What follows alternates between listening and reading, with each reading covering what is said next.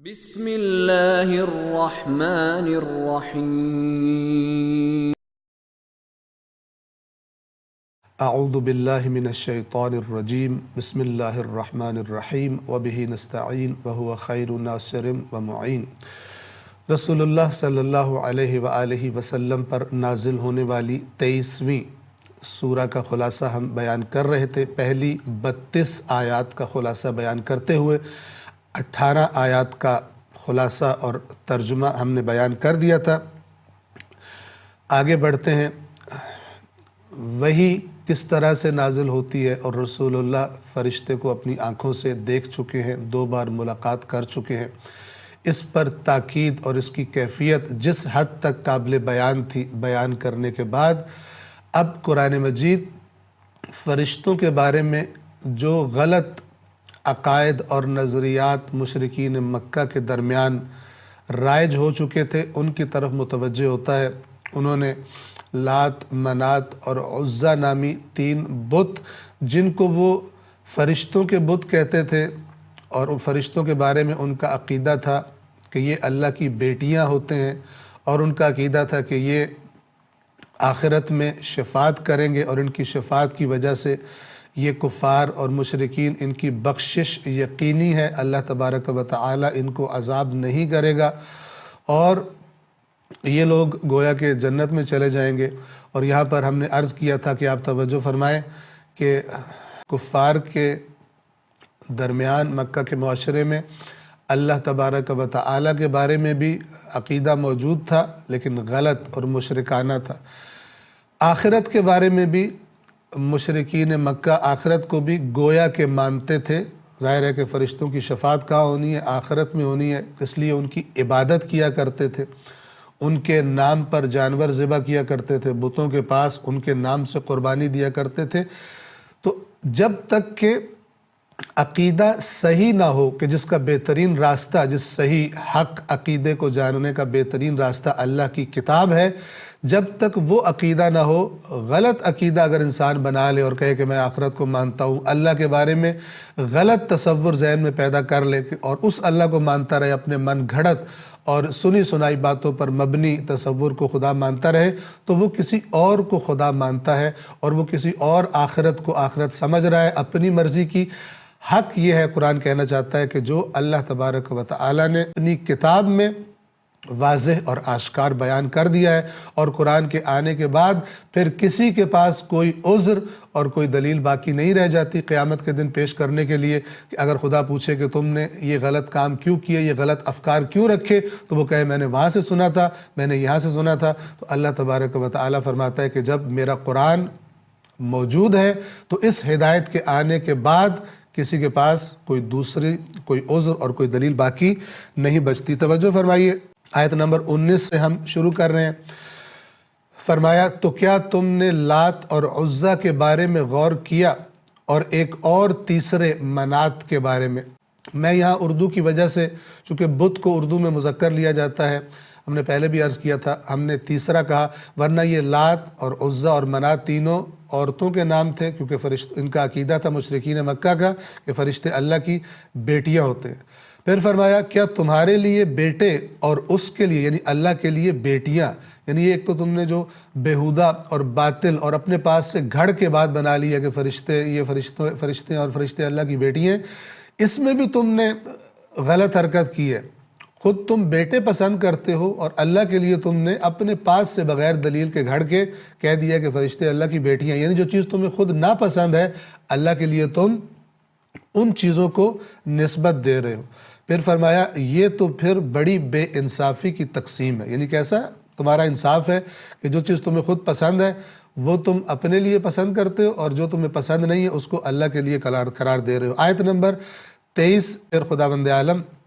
ان نظریات کو رد فرماتا ہے۔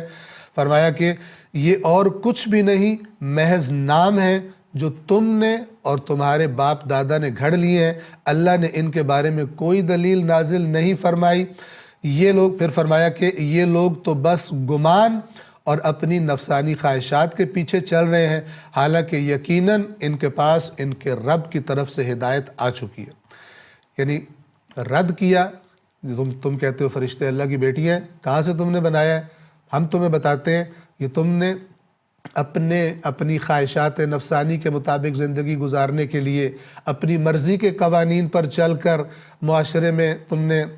معاشرے کو اس طرح کر دیا ہے اور اپنے ذہنوں میں اپنی جھوٹی باتوں پر اب تم باور کر کے بیٹھ گئے ہو۔ یہ تم نے اور تمہارے آباء و اجداد نے گھڑی ہیں، اللہ تبارک و تعالیٰ کی طرف سے کوئی دلیل ان کے بارے میں نازل نہیں ہوئی۔ اللہ انسانوں کی رہنمائی کے لیے اپنے نبی بھیجتا ہے اور آسمانی کتابیں بھیجتا ہے جو آ کر انسانوں کی رہنمائی کرتے ہیں۔ یہ تمہارے بنائے ہوئے عقائد اللہ تبارک و تعالیٰ کی طرف سے نہیں ہے، اور ہم تمہیں بتا رہے ہیں کہ ان عقائد کا سبب تمہاری خواہشات نفسانی کی پیروی ہے۔ تم اپنی مرضیاں کرنا چاہتے ہو، اللہ کے قانون کے آگے سر نہیں جھکانا چاہتے، اور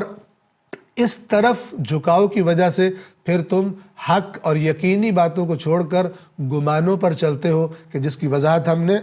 آپ کی خدمت میں عرض کی تھی تفسیر کے بیان کے دوران۔ اور آج بھی ایسا ہی ہے کہ انسان اللہ کی بات نہیں ماننا چاہتے، اور اس کی وجہ سے پھر جو بھی ان کو ادھر ادھر کی غلط باتیں ملتی ہیں اور کہا جاتا ہے کہ تم حتماً بخشے ہوئے ہو اور تم حتماً جنت میں جاؤ گے، بس چونکہ تم خاص فرقے سے تعلق رکھتے ہو، تم خاص پارٹی سے تعلق رکھتے ہو، اور یہ باتیں اس طرح کر کے زور و شور سے بیان کی جاتی ہیں کہ انسان جب دیکھتا ہے کہ یہ راستہ تو آسان ہے، مجھے کوئی ذمہ داریاں ادا نہیں کرنی پڑیں گی اور میری ساری غلطیاں اور گناہ میرے معاف ہو جائیں گے، راستہ اسے کھولا ہوا دکھائی دیتا ہے، تو وہ حق کی جگہ کہ جہاں اس کو اللہ کی مرضی کے آگے سر جھکانا ہے، اس قسم کے باطل عقائد کی طرف مائل ہو جاتا ہے۔ اور پھر شروع میں اس کے لیے شاید اس کے ذہن میں ہو کہ یہ باتیں غلط ہیں، لیکن کچھ عرصے کے بعد وہ اسی باطل کو حق سمجھنا شروع کر دیتا ہے، اور پھر اگر کوئی حق آ کر بیان بھی کرے تو اس کی مخالفت میں ڈٹ کے کھڑے ہو جاتے ہیں، جیسے کہ جب رسول اللہ صلی اللہ علیہ وآلہ وسلم نے اسی اللہ کا نام لیا جس کو یہ لوگ مانتے تھے اور جانتے تھے آسمان و زمین کے خالق اور رازق کے طور پر، اسی اللہ کا نام لیا اور کہا کہ اس کے علاوہ اس کا کسی کو شریک نہ بناؤ، تو یہ لوگ رسول اللہ کے مخالف بن کر کھڑے ہو گئے، چونکہ یہ جانتے تھے کہ اگر ہم نے لا الہ الا اللہ کا اقرار کر لیا تو پھر ہمارے اپنے بنائے ہوئے قوانین اور یہ ہماری اپنی مرضیاں یہ پھر باقی نہیں بچیں گی، ہمیں اللہ کے قانون کے آگے سر جھکانا پڑے گا۔ توجہ فرمائیے،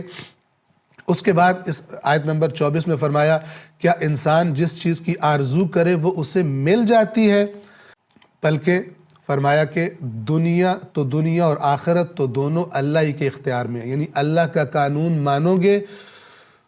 تو پھر آرزو کرو جنت میں جانے کی، تو پھر آرزو کرو شفاعت کی، تو پھر آرزو کرو بخشش کی، لیکن کرو تم اپنی مرضیاں، ہمارے نبی کی لائی ہوئی بات اور اس کے قانون کی مخالفت کرو، اللہ کے قانون کے آگے سر نہ جھکاؤ، اور اپنے غلط عقائد کی بنا پر تم سمجھو کہ تم بخشے جاؤ گے اور تمہاری شفاعت ہو جائے گی اور یہ فرشتے اللہ کی بیٹی ہیں اور تمہاری شفاعت کر دیں گے، تو یہ خرافات تمہارے کسی بھی کام نہیں آنے والی۔ اس لیے فرمایا کیا انسان جس کی آرزو کرے جس چیز کی وہ اسے مل جاتی ہے، آرزویں دینے والا اللہ ہے، لہذا تمہاری آرزویں اگر عاقلانہ نہیں ہے اور جس چیز کی مثلا جنت کی اور بخشش کی آرزو کر رہے ہو، اس کے لیے اللہ نے جو راستہ بتایا ہے اس راستے پر نہیں چل رہے، تو پھر جان لو کہ دنیا و آخرت تو دونوں ہی اللہ تبارک و تعالیٰ کے اختیار میں ہیں اور وہی ان کا مالک ہے، اور یہ جو تم شفاعت کے قائل و فرشتوں کی اللہ کی بیٹیاں کہتے ہیں ان کو، یہ شفاعت آرزوؤں سے نہیں ملتی، یہ بھی اسی کو نصیب ہوگی جس کے بارے میں اللہ اجازت دے گا۔ اور اسی کی وضاحت میں آیت نمبر 26 میں فرمایا، اور آسمانوں میں کتنے ہی فرشتے ہیں جن کی شفاعت کچھ بھی فائدہ نہیں دے سکتی مگر اس کے بعد کہ اللہ جس کے لیے چاہے اجازت دے اور پسند کرے۔ خدا اجازت دے گا